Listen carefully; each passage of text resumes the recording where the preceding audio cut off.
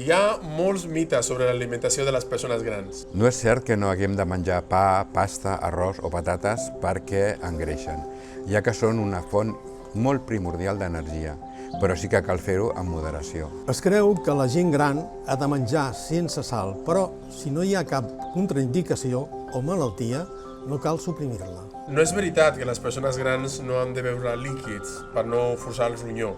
La hidratació, de fet, és molt important. Llavors, quina és l'alimentació per a un envelliment actiu i saludable? Quina és l'alimentació que hem de dur per a un envelliment actiu i saludable? Hem de dur una alimentació equilibrada, suficient, variada, satisfactòria, perquè menjar és un plaer, i adaptada. I ara parlarem amb què l'hem d'adaptar. Perquè sigui una alimentació equilibrada és molt important, que ho veiem aquí en el plat, és la meitat del plat hi ha tot el grup de lo que són verdures i hortalisses. Aquest grup d'aliments ens aporten fibra, vitamines i minerals i han de ser en el nostre dia a dia. Recomanem de 2 a 3 al llarg del dia. L'altra meitat del plat són el grup dels hidrats de carboni, el que és el pa, la pasta, l'arròs, els cereals.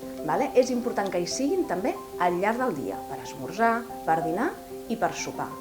El que sí que hem d'intentar que siguin cada cop més integrals i menys processats.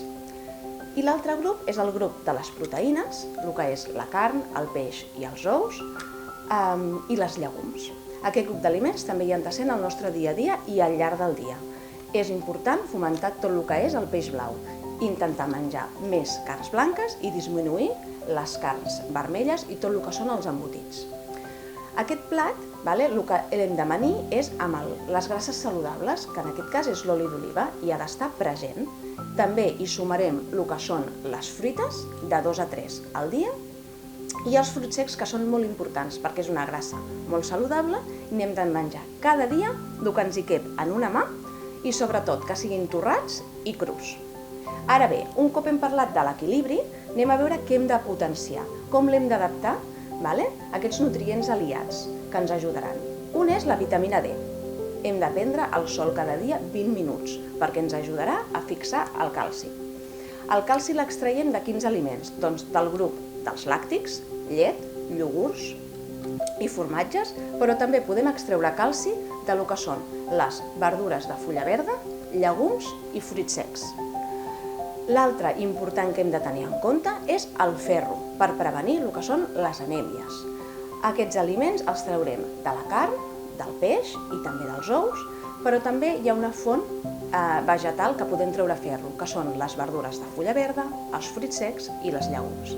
És molt important que quan mengem un aliment ric en ferro, per exemple, un plat de llenties, ho acompanyem d'una font de vitamina C, ja sigui una taronja, un tomàquet amanit, pebrot amanit, perquè d'aquesta manera augmentem l'absorció del ferro.